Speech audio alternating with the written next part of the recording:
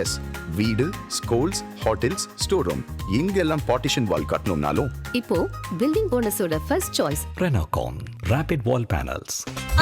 No compromise. உங்க சைடுலயும் எங்க சைடுலயும். It's a GT promise. GT Holidays, South India's #1 travel brand. இப்போது புதிய அறிமுகம் ஆச்சி ஹோட்டல் சாம்பார் 50 கிராம் ரூபாய் 20 மட்டுமே. பலுஜிஸ்தான் மாகாணத்துல மிக முக்கியமான ஒரு தாக்குதல் சம்பவம் அப்படிங்கிறது நடந்திருக்கிறது. ஹெராஃப் 2.0 அப்படிங்கிற பேர்ல பலுஜிஸ்தான் லிபரேஷன் ஆர்மி நடத்தியிருக்கக்கூடிய அந்த தாக்குதல் சம்பவம் அப்படிங்கிறது மிக முக்கியமான ஒரு திருப்புமுனை. இதை ஏன் திருப்புமுனைன்னு சொல்றோம் அப்படின்னா,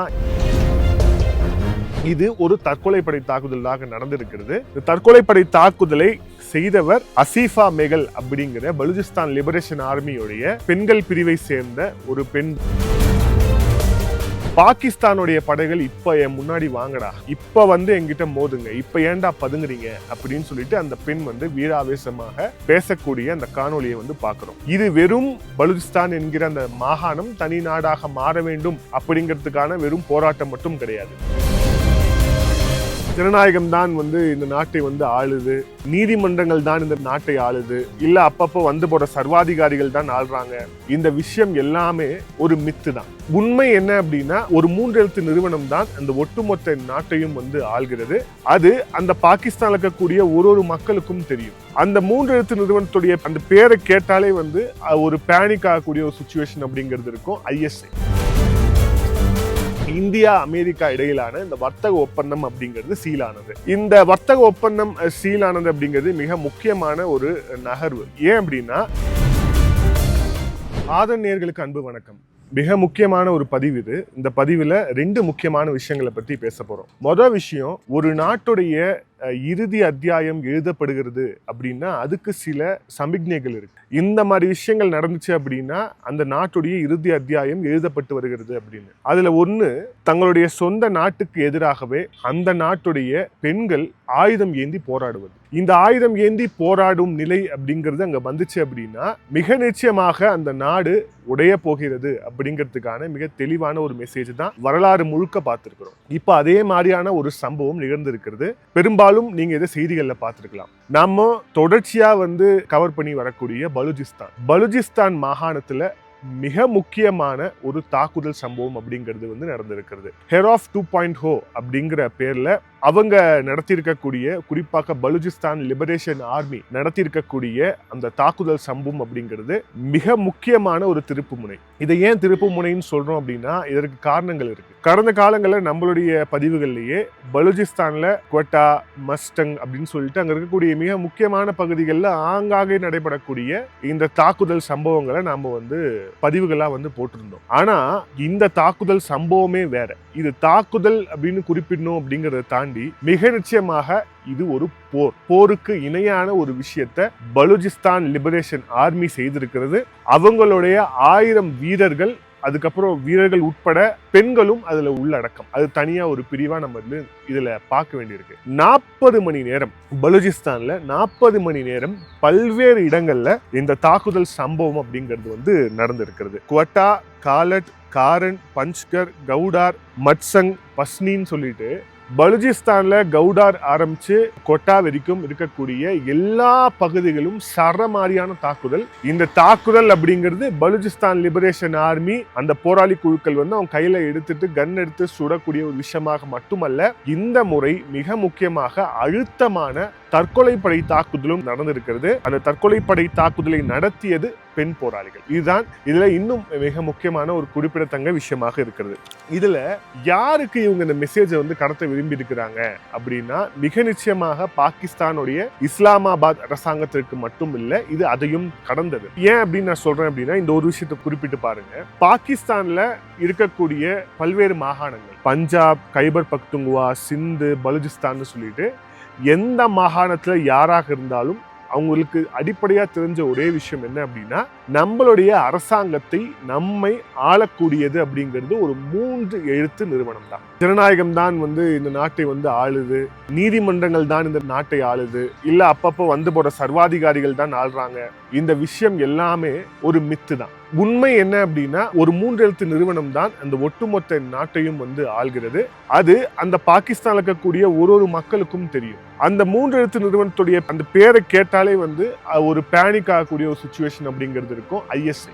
ஸோ ISI அப்படிங்கிற அந்த பாகிஸ்தானுடைய உளவு அமைப்பு மட்டும்தான் இந்த பாகிஸ்தான் என்கிற நாடு 1971க்கு பிறகு சர்வே ஆனதுக்கும் காரணம். அதே மாதிரி அவங்களுடைய ஒரு பகுதியாக இருந்த ஒரு பகுதி ஒரு நாடாக பங்களாதேஷாக மாறியதற்கும் அவங்களுடைய கையாளாகாத்தனம் தான் காரணம். ஸோ இந்த பலுச்சிஸ்தான்ல இப்ப நடந்திருக்கக்கூடிய தாக்குதல்ல குறிப்பிட்ட ஒரு தாக்குதல் அப்படிங்கிறது நொஷி அப்படிங்கிற பகுதியில நடந்திருக்கிறது. நொஷி அப்படிங்கிற பகுதியில ISI உடைய ஹெட் குவார்டர்ஸ் வந்து இருக்கு. ISI உடைய மெயின் ஹெட் குவார்டர்ஸ் இஸ்லாமாபாத்ல இருந்தாலும் கூட பலுச்சிஸ்தான்ல அவங்களுடைய ஹெட் குவார்டர்ஸ் நொஷி அப்படிங்கிற அந்த பகுதியில் இருக்கு. அந்த பகுதியில் இருக்கக்கூடிய அவங்களுடைய ஹெட் குவார்டர்ஸ் பில்டிங்ல ஒரு தாக்குதல் சம்பவம் நடக்குது. அந்த தாக்குதல் சம்பவம் அப்படிங்கிறது பலுச்சிஸ்தான் லிபரேஷன் ஆர்மி அவங்களுடைய ஆயுத பயிற்சி பெற்ற குழுக்கள் சேர்ந்து அவங்க வந்து தாக்குதல் நடத்துறாங்களானா அப்படி கிடையாது. இந்த தாக்குதல் சம்பவமே வேற. இது ஒரு தற்கொலைப்படை தாக்குதலாக நடந்திருக்கிறது. இந்த தற்கொலைப்படை தாக்குதலை செய்தவர் அசீஃபா மெகல் அப்படிங்கிற பலுச்சிஸ்தான் லிபரேஷன் ஆர்மியுடைய பெண்கள் பிரிவை சேர்ந்த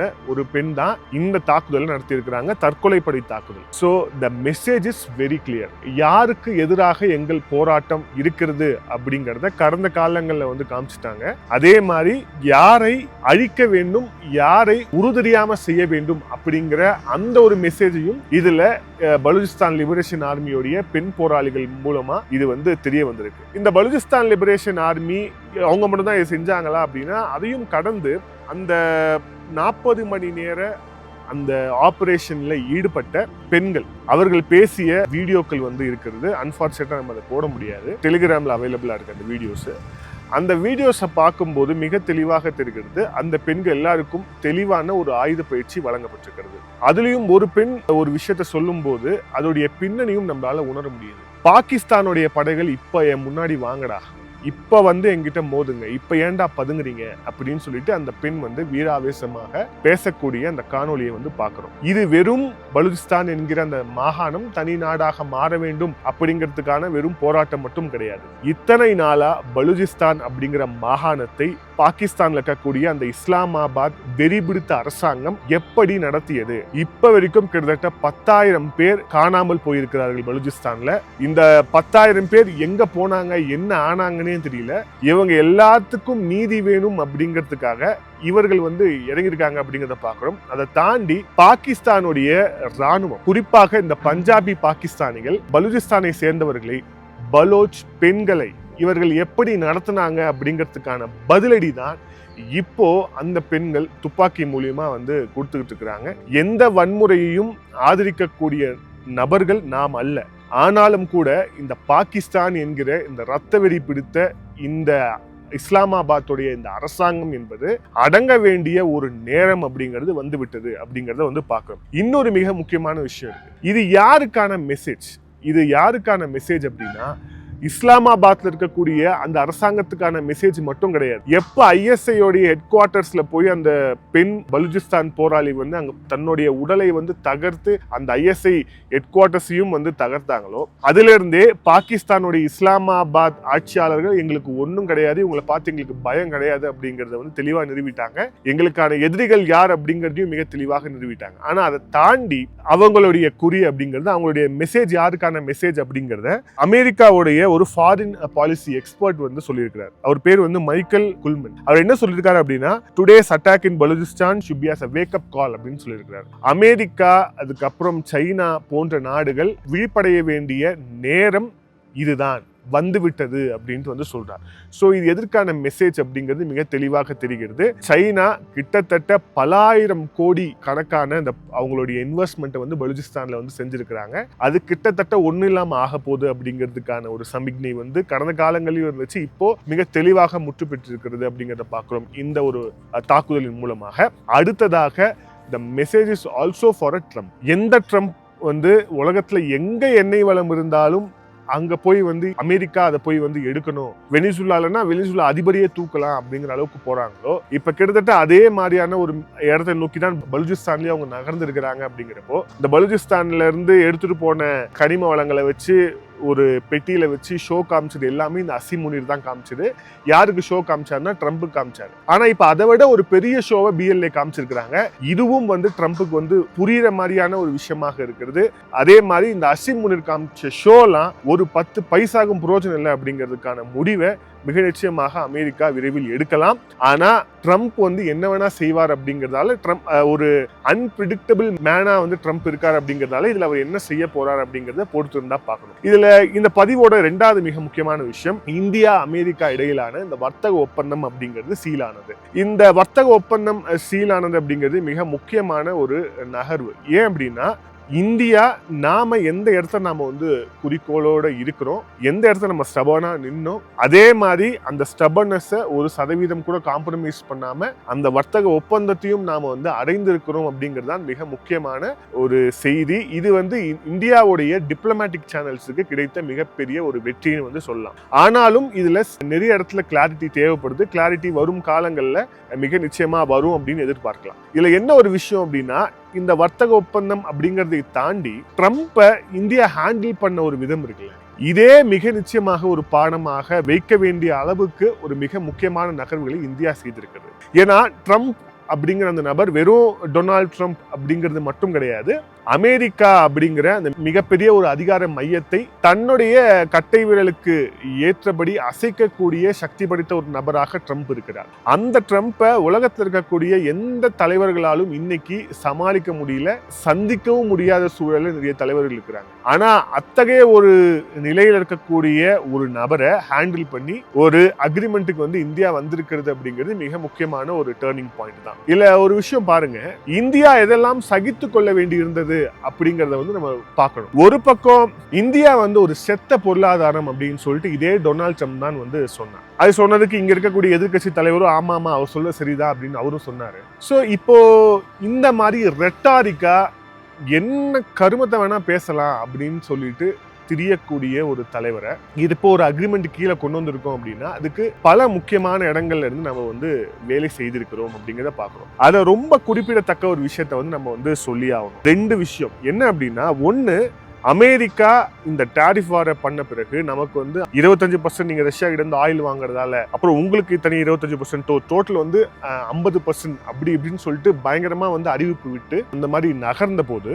அதுல இருந்து எந்த இடத்துலயுமே வந்து நாம வந்து பின்வாங்காம நம்மளுடைய ஸ்டபர்னஸோட நம்ம ரெடியா இருந்தோம். அதாவது எங்களுடைய உள்ளூர் லோக்கல் மார்க்கெட்டை நாங்க எக்காரணத்து கொண்டும் உங்களுக்காக, அதுவும் வந்து ஃபார்மிங், டெய்ரி ப்ராடக்ட்ஸ், ஃபிஷரிஸ் உள்ளிட்ட விஷயங்களை உங்களை அனுமதிக்க முடியாது. அப்படி சப்போஸ் அனுமதிச்சோம் அப்படின்னா அது வந்து எங்களுடைய மக்களுக்கு அது கேடான விஷயமா அமைஞ்சிரும் அப்படிங்கறதால அதை நம்ம வந்து அனுமதிக்கவே இல்லை. அந்த ஸ்டபர்னஸ் இன்று வரை வந்து தொடர்கிறது. அதுக்கப்புறம் நம்ம எப்படி ஹேண்டில் பண்ணுங்கிற 2 விஷயம் இருக்கு இல்லையா. அது முதல் விஷயம், அமெரிக்கா இந்த வரி விதிப்பை விதித்த உடனேயே நாம வந்து நம்மளுடைய மார்க்கெட்டை டைவர்சிஃபை பண்ண ஆரம்பிச்சோம். குறிப்பாக சொல்லணும் அப்படின்னா ட்ரம்ப் வந்து இந்த மாதிரி தான், ட்ரம்ப் இனிமேல் நம்ம ஒன்றும் பண்ண முடியாது, நம்ம ட்ரம்ப் கிட்ட உட்காந்து கெஞ்சிட்டு இருக்கணும், வேற வழி இல்லை அப்படிங்கிற சுச்சுவேஷன்ல இந்தியா உட்காரல. அதற்கு மாறாக பல்வேறு நாடுகளை நம்ம ரீச் அவுட் பண்ண ஆரம்பிச்சோம்.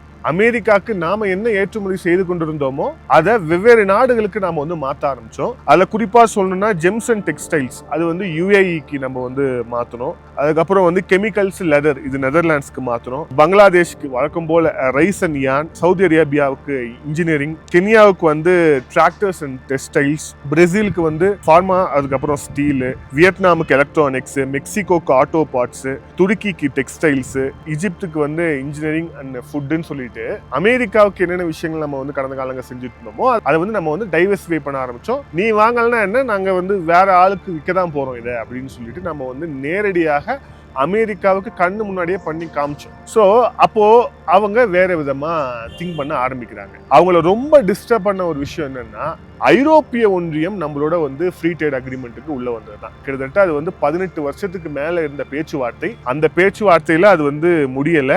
ஆனா அதற்கு பிறகுதான் அது வந்து முடிவுக்கு வந்தது.